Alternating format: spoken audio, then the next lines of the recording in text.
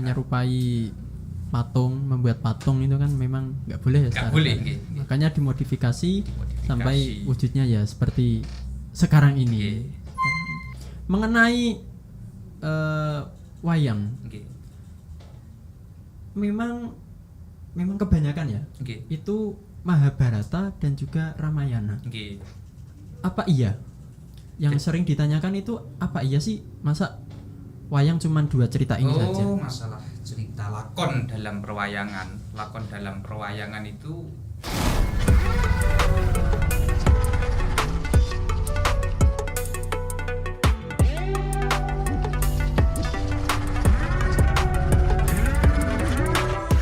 memang ada yang mengambil dari epos Ramayana juga Mahabharata. Dan perlu panjenengan ketahui bahwa epos Ramayana ini diterjemahkan dari bahasa Sanskerta ke bahasa Jawa kuna ini oleh Raja Dia Belitung.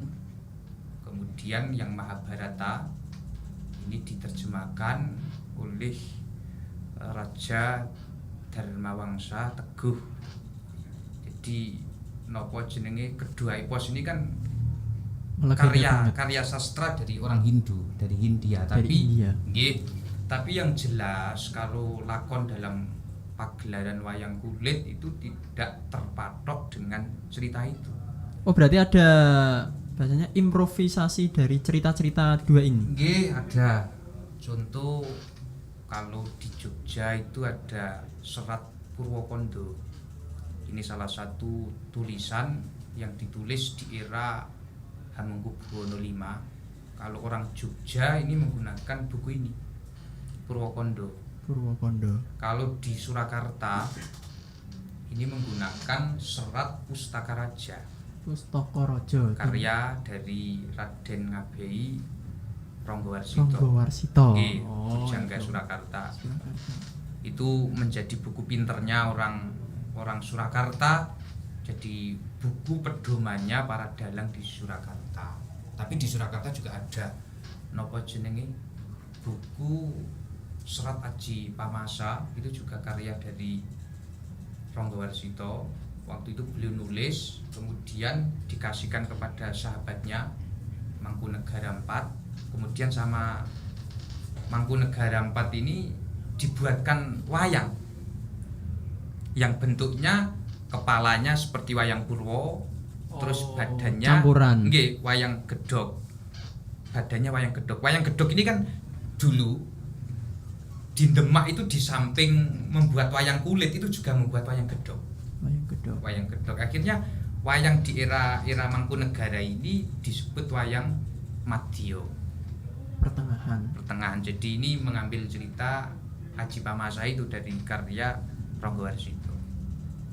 Yang digandaki wayang Purwo itu apa wayang yang ceritanya dari Mahabharata dan Ramayana saja? Ya, enggak. Ya ada yang karangan. Sekarang kan dalang itu mempunyai nopo jenenge inovasi dalam menggarap pakliran itu, membuat karangan sendiri. Kalau kan banyak Seno itu kan karangannya banyak itu. Ki Seno itu kayak contoh nggih Ki Mantep Sudarsono Solo yang kemarin Sido itu. Kemudian Mbak Narto Sabdo itu juga membuat lakon Banjaran. Jadi memang lakon-lakon dalam wayang itu rata-rata kalau yang sekarang itu ya hasil ijtihad para dalang-dalang. Iya. Ada Serat Kalimosodo. Iya, ada Serat Kalimosodo.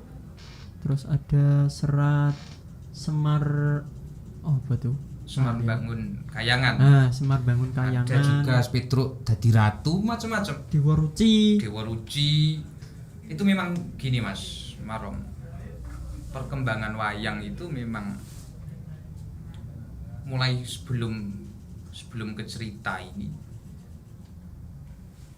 masalah bentuk itu dulu semakin disempurnakan, ornamennya, ada mahkotanya, terus dipercantik, terus tatahan patranya itu di era Sultan Hadiwijaya di Pajang pendiri. Itu juga beliau kreatifnya juga luar biasa.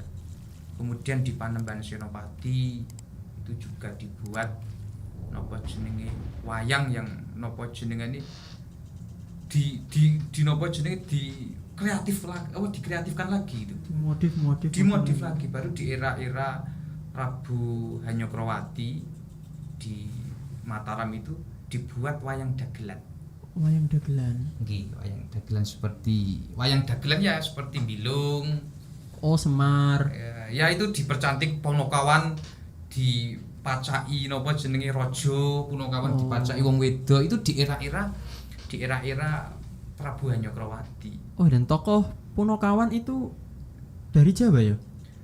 Nah, ini memang napa jeneng ada simpang siur juga. Ada yang mengatakan bahwa Mbah Semar itu yang napa jenenge menaruh tumbal di Gunung Tidar. Oh, iya, itu kan ini cerita itu maksudnya. Iya kan, kalau ada yang mengatakan bahwa Pandowo Limo itu ada di Dieng, di Wonosobo, itu kan ada candi Arjuna, ada ceritanya juga. sampai Iya. seperti itu.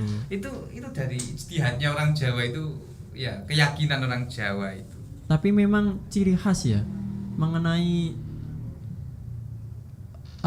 lakon Punokawan. Iya. Itu sepertinya di India nggak nonjol. Nggak ada. Bahkan nggak ada. Nggak ada kalau di sana. Adanya Punokawan itu ya di Jawa. Di Jawa ini. Iya, ada Semar itu mempunyai nama banyak kan, Semar. Itu kan Samir. Syamir. Ismoyo jadi Ismun, kan itu. Badrono ya dari Badronahaya, Petruk di Fatruk, Petruk kantong bolong dari Kuntabalaho. Nala Gareng, Nala Khairon. Terus Bagong Baho itu kan iya, ini orang Jawa ini. Ini mungkin itu ya ijtihadnya dari Sunan Kalijogo yang sosok seniman agung ya. Untuk menaruh nilai Islami.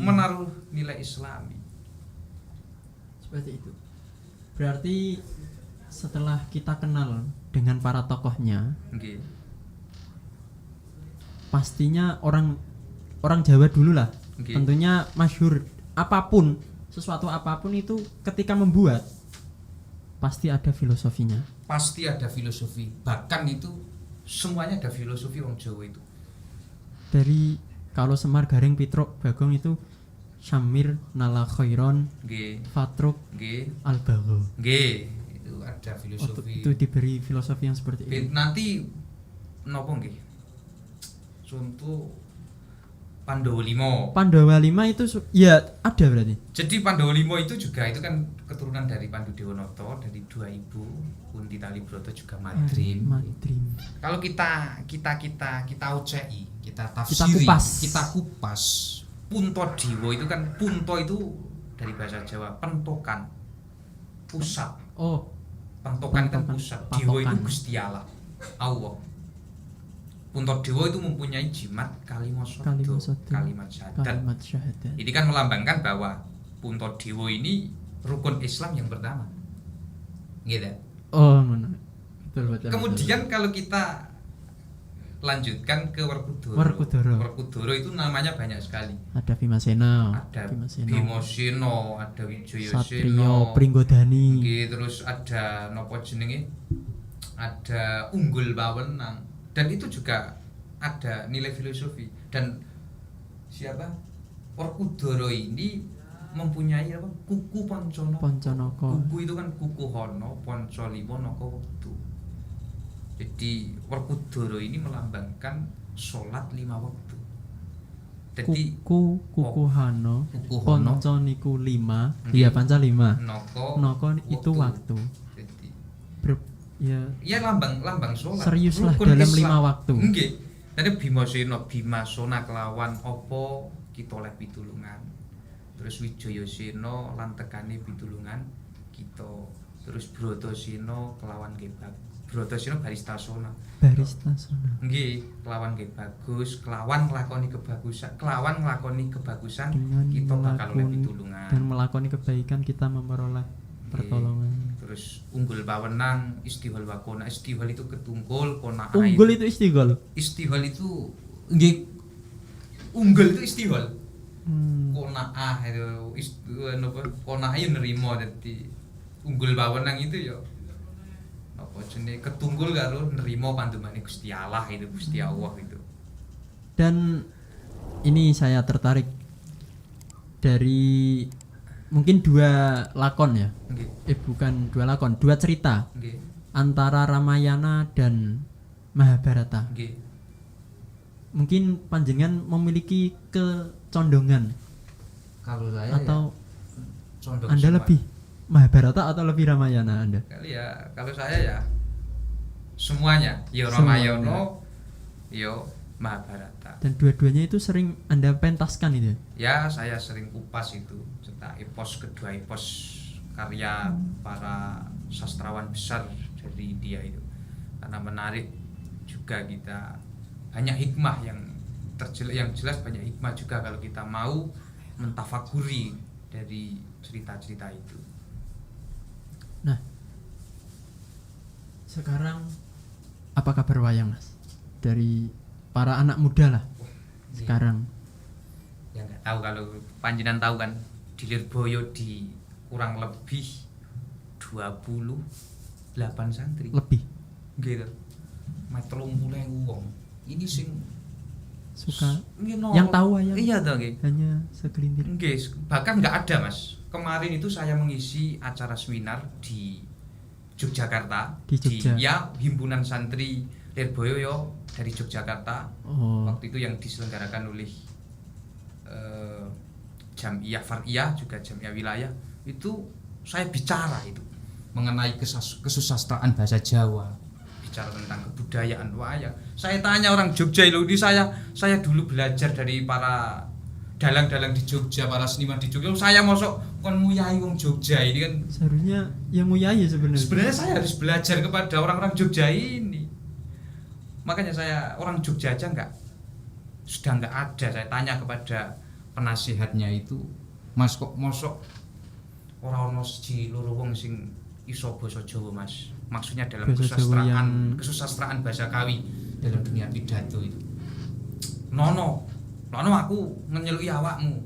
Nah, gitu untuk ya. Ngajarin. Ya wis bareng-bareng geduk tular bahasanya. Geduk tular itu akhirnya ya saya disuruh oleh teman-teman himpunan Jogja itu untuk seminar bahasa Jawa di sana. Kemudian itu saja Jogja lah. Saya orang Demak sendiri yang sampean singgung, saya awam.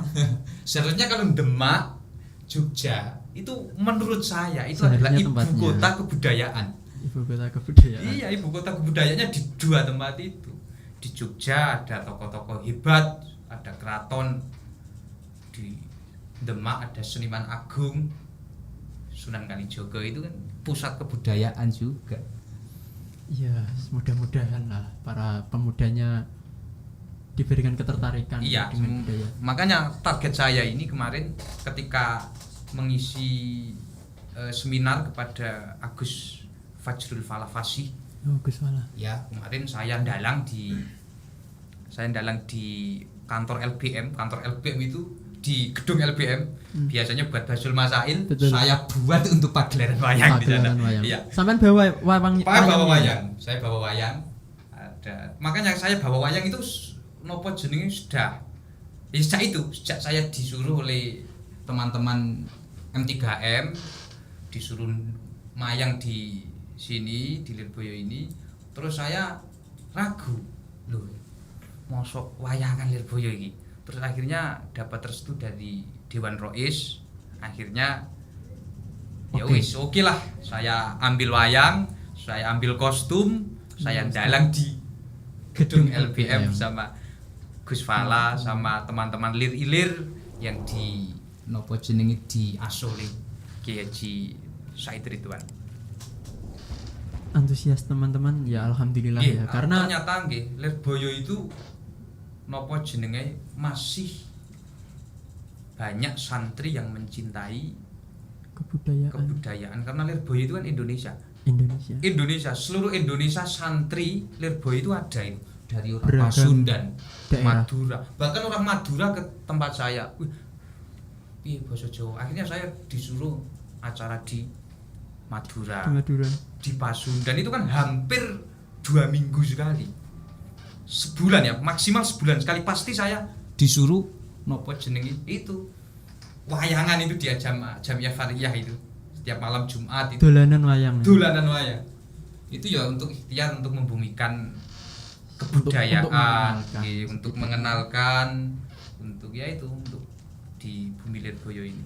Karena bagaimanapun ya kita semua, kalau semua orang intens dengan wayang ya tidak mungkin. Tidak mungkin. Setidaknya tahu lah. Setidaknya tahu dan mengenal. Tentu. Makanya wayang itu dinobatkan sebagai karya kebudayaan yang mengagumkan. Dalam bidang cerita narasi, warisan yang indah dan karya yang mengagumkan. Ceritanya banyak, improve-nya. Makanya master of, digelari itu master of all intangible heritage of apa jenenge humanity. Ini diakui oleh UNESCO. UNESCO itu kan United Nations Scientific and Culture Organization. Wayang ini dinobatkan sebagai warisan budaya yang mengagumkan. Makanya tanggal 7 November itu diperingati Hari Wayang Nasional. Hari Wayang Nasional. Nah, sekarang peran dari santri untuk mengenai wayang sendiri itu perlu atau tidak, Mas? Menurut saya perlu, karena jenengan bicara sama saya, menurut saya perlu. Tapi santri itu kan mempunyai bakat sendiri-sendiri. Yang jelas jejak tradisi kesenian tradisional seperti wayang dan juga kebudayaan itu dulu juga sebagai medium syiar Islam. Karena santri juga sebenarnya ya, kita itu punya satu modal ya. Kalau kita pikir-pikir lah ya, kita itu punya satu modal, yakni pegon. Bahasa pegon. Dan kita juga dipelajari makna gandul. Makna gandul. Ma iku opo al Islamu taikang aran Islam. Dan itu kata-kata itu sering digunakan untuk wayang lah. Setidaknya dengan kita tahu bahasa pegon, setidaknya ada secuil kata ketika kita nonton wayang itu kita paham. Makanya santri itu juga harus ada yang menjadi dalang itu menurut saya. Di puluhan ribu santri Lirboyo ini ya harapannya setelah tamat ini ada yang memang meneruskan di ISI atau di STSI di Surakarta gitu. Karena ngeten Mas Marok,